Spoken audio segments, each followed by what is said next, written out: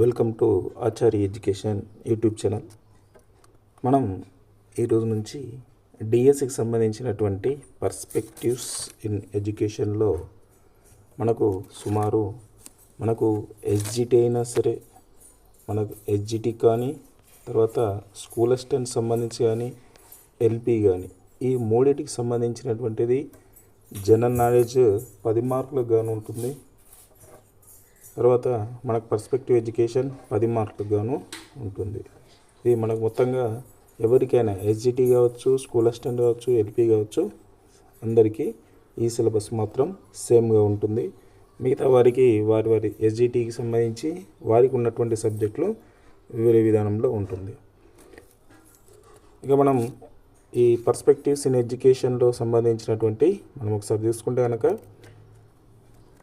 Historical development of education in India, philosophical dimension of education, sociological dimension education, child development and learning, and professional development of teachers, education concerns in contemporary India అని మనకు 6 యూనిట్లుగాను ఉన్నాయి. దీంట్లో మనం ముందు చర్చించుకునేటువంటి unit ఏంటంటే child development and learning అనేటువంటి దాని గురించి మనం క్లియర్గా తెలుసుకుందాం.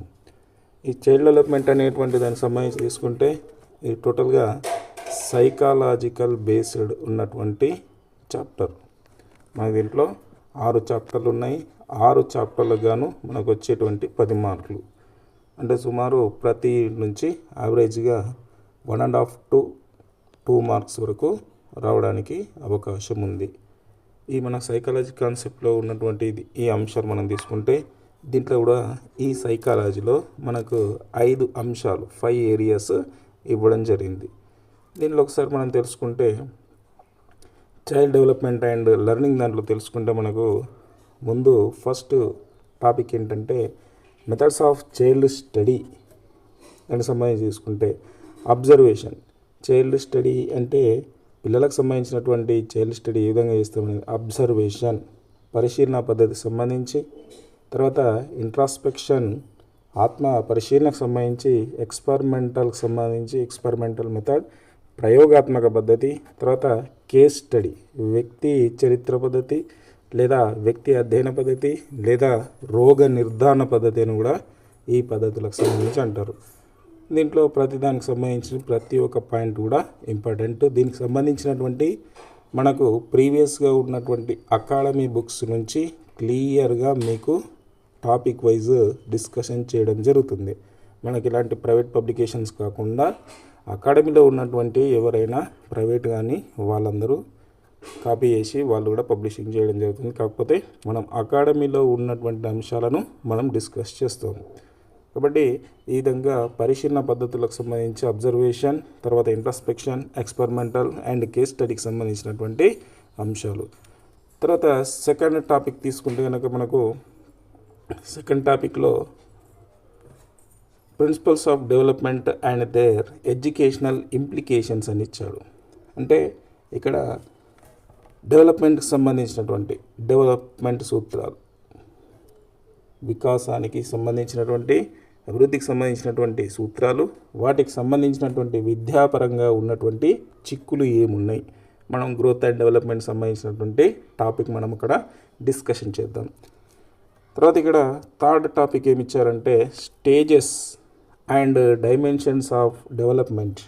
ఇక్కడ డెవలప్మెంట్ సంబంధించినటువంటి దశలు, వికాసానికి సంబంధించినటువంటి దశలు, గ్రోత్ అండ్ డెవలప్మెంట్ పెరుగుదల మరియు వికాసానికి సంబంధించినటువంటి వివిధ రకాల స్టేజెస్, దశలు. ఈ దశలు ఏమి ఇచ్చాడు ఇక్కడ? ఫ్రమ్ ప్రీనాటల్ టు అడాల్సెన్స్ అని ఇచ్చాడు. Prenatal to adolescence.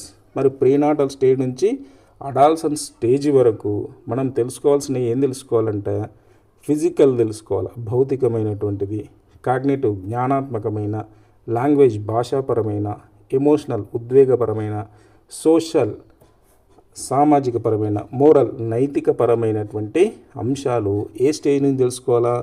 ప్రీనటల్ స్టేజ్ నుంచి అడాల్సెన్స్ స్టేజ్ వరకు మనం తెలుసుకోవాలా. మరి ప్రీనటల్ స్టేజ్ అంటే ఏంటి? జనన పూర్వ దశ. ప్రీనటల్ అంటే ఏంది? జనన పూర్వదశ అంటాం. అంటే జన్మించక ముందు ఏ విధంగా ఉండేది, అక్కడ నుంచి జనన పూర్వదశ నుంచి తీసుకుంటే తర్వాత దీన్ని మనం కౌమార దశ వరకు దీన్ని మనం స్టడీ చేసుకోవాలి. కౌమార దశకు సంబంధించి అంటే జనన పూర్వదశ, తర్వాత కౌమార దశ, అక్కడ నుంచి జనన పూర్వ నుంచి తర్వాత జనన పూర్వ, దాంట్లో దశలు ఉంటాయి మళ్ళీ 3 దశలు.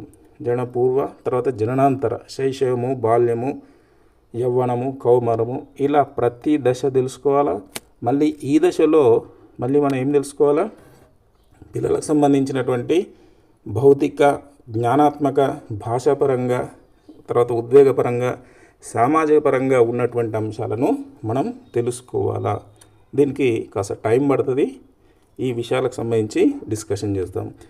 తర్వాత నెక్స్ట్ వీళ్ళు అందించినటువంటి సేవలకు సంబంధించి తీసుకుంటే పియాజే కానీ, ఎరిక్సన్ కానీ, చామ్స్కీ కానీ, కోల్బర్గ్ కానీ, ఇలాంటి వీటికి సంబంధించినటువంటి విషయాలు ఏం చెప్పారనేటువంటిది. తర్వాత డెవలప్మెంటల్ టాస్క్స్, పెరుగుదలకు సంబంధించినటువంటి అంశాలు ఏమేమి ఉన్నాయనేటువంటిది.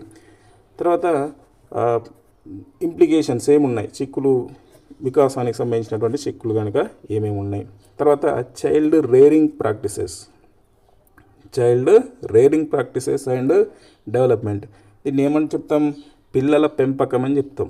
పిల్లల పెంపకంలో ఉన్నటువంటి పద్ధతులు ఏమున్నాయి, పిల్లల్ని ఎట్లా పెంచాలి, ఎలాంటి ప్రజాస్వామ్యయుతంగా ఇంకా వేరే ఏ విధంగా, అలాంటి వాటికి సంబంధించినటువంటి దీంట్లో మనం తెలుసుకుంటాం.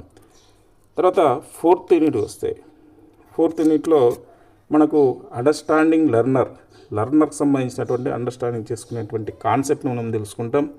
తర్వాత దీంట్లో ఇండివిజువల్ డిఫరెన్స్, వైయక్తిక భేదాలకు సంబంధించి, ఇంట్రా అండ్ ఇంటర్, వ్యక్తి అంతర మరియు వ్యక్తి అంతర్గత తేడాలు ఏమేమి ఉన్నాయి అనేటువంటిది మనం తెలుసుకుంటాం. తర్వాత యాప్టిట్యూడ్, ఇంట్రెస్ట్, ఇంటెలిజెన్స్, తర్వాత థింకింగ్లో డైవర్జెంట్ అండ్ కన్వర్జెంట్ థింకింగ్, తర్వాత యాటిట్యూడ్, పర్సనాలిటీ, ఇవన్నీ కూడా మనం తెలుసుకుంటాం. ఏమేమి తెలుసుకుంటాం, వ్యక్తంతర మరియు వ్యక్తంతర్గత అంశాలకు తెలుసుకుంటాం.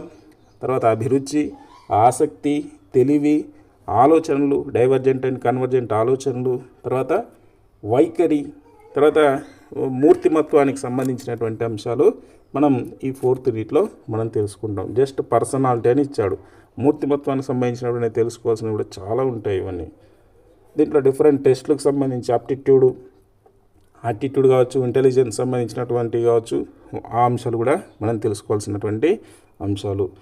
తర్వాత నెక్స్ట్ లాస్ట్ 5th యూనిట్. ఈ 5th యూనిట్కి సంబంధించినటువంటి తెలుసుకుంటే అండర్స్టాండింగ్ లెర్నింగ్. ఇక్కడ అండర్స్టాండింగ్ లెర్నర్, ఇక్కడ లెర్నింగ్, అభ్యసనానికి సంబంధించినటువంటి భావన. వీటికి సంబంధించి తీసుకుంటే ఫ్యాక్టర్స్ ఎఫెక్టింగ్ లెర్నింగ్, మరి లెర్నింగ్ సంబంధించినటువంటి ఫ్యాక్టర్స్ ఏమున్నాయి. తర్వాత పర్సనల్ కానీ, ఎన్విరాన్మెంటల్ అండ్ మెటీరియల్, వీటికి సంబంధించి కానీ, రోల్ ఆఫ్ మోటివేషన్, ప్రేరణకు సంబంధించి, ఆ ప్రేరణకు సంబంధించి ఏ విధంగా ఉన్నాయి, ప్రేరణ అంటే అర్థం ఏంటి, మెమొరీ, స్మృతి అంటే ఏంది, మెమొరీకి సంబంధించి, ఫార్గెట్కి సంబంధించి, ఈ లెర్నింగ్ థీరీస్, ఎబ్బింగాస్ ఇచ్చినటువంటి థీరీస్ సంబంధించినటువంటి కానీ, బిహేవియరిస్టిక్ మనం ఏం చెప్పుకుంటున్నాం, దీంట్లో ప్రవర్తనవాదాలకు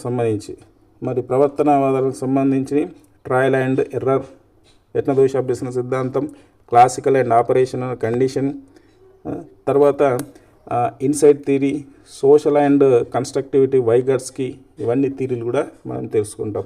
ఇది మనకు టోటల్గా ఇది హెచ్జిటి కానీ, తర్వాత స్కూల్ అసిస్టెంట్ సంబంధించి కానీ, తర్వాత లాంగ్వేజ్ పండిట్కి సంబంధించి కానీ, ఈ మనకు పర్స్పెక్టివ్స్ ఇన్ ఎడ్యుకేషన్ అనేది సిలబస్ మాత్రం టోటల్గా ఒకటే ఉంటుంది, ఏ విధమైనటువంటి తేడా ఉండదు.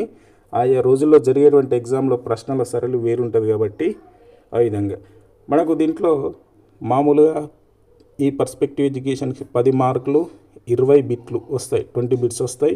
మనకి ఇచ్చినటువంటి యూనిట్స్ మాత్రం తీసుకుంటే 6 యూనిట్స్ ఉన్నాయి. అంటే సుమారు ప్రతి ఒక్క యూనిట్ నుంచి 1.5 నుంచి 2 మార్కులు రావడానికి ఆస్కారం ఉంటుంది. కాబట్టి ఇలాంటి ఇప్పుడు మనకు న్యూ సిలబస్ ఇచ్చాడు కాబట్టి పేపర్ రావడానికి ఫస్ట్ ఎప్పుడైనా న్యూ సిలబస్ ఉన్నప్పుడు కాస్త ఈజీ వర్షన్ ఉండడానికి ఆస్కారం ఉంటుంది. కాబట్టి మనము ఈ సులభం నుంచి సంక్లిష్టం వరకు ఎలా ఉంటుందో ఆ విధంగా చదువుకోవాలా. ముందు మనం ఈ 4th యూనిట్ అనేది కంప్లీట్ చేసుకున్న తర్వాత, ఈ 4th యూనిట్ కంప్లీట్ అయిన తర్వాతనే మళ్ళీ మనం వేరే ఫస్ట్ యూనిట్ కానీ, సెకండ్ యూనిట్ కానీ, థర్డ్ యూనిట్ కానీ మనం మళ్ళీ ఒక్కొక్క డిస్కషన్ చేద్దాం. మీకు తప్పకుండా ఈ విషయాల్ని మీకు మనకు అకాడమీ నుంచి అవి పేపర్కి సంబంధించినటువంటి క్లిప్స్ మీకు డిస్కషన్ చేయడం జరుగుతుంది. బిట్ ఏ విధంగా రావడానికి ఆస్కారం ఉంటుంది అనేటువంటిది ఖచ్చితంగా మీకు డిస్కషన్ చేయడం జరుగుతుంది. కాబట్టి ఈ ఛానల్ని సబ్స్క్రైబ్ చేయండి, షేర్ చేయండి, లైక్ చేయండి. మీరు విషయం సంబంధించినటువంటి మీరు ఇంతకుముందు డిఎడ్ కావచ్చు, బిఎడ్ కావచ్చు, లాంగ్వేజ్ పండిట్కి సంబంధించి ఏదైనా మీరు ఎక్కడైనా సైకాలజీ వినుంటారు, కానీ థియరిటికల్గా రాయొచ్చు. కానీ బిట్ వైజ్ ఆప్షన్ అనేది చాలా కష్టం. మనకు ఒక ప్రశ్న ఇచ్చి ఆ 4 ఆప్షన్లు ఇస్తే ఈ 4 ఆప్షన్లు అన్నీ సమానంగానే ఉంటాయి. కానీ కాస్త ప్రత్యేకంగా చదివి అవగాహనతో చదువుంటే ఈ ప్రశ్నకు ఏది సమాధానం అనేది మనం గుర్తించడం అనేది చాలా కష్టమైనది. కాబట్టి ఈ విధంగా మనం ఎక్స్ప్లెనేషన్ కానీ అన్నీ విన్నామంటే చాలా గుర్తుంటుంది. కావున ఈ విషయాలను సరిగ్గా విని మీరు ఉపయోగించుకోగలరని మనవి.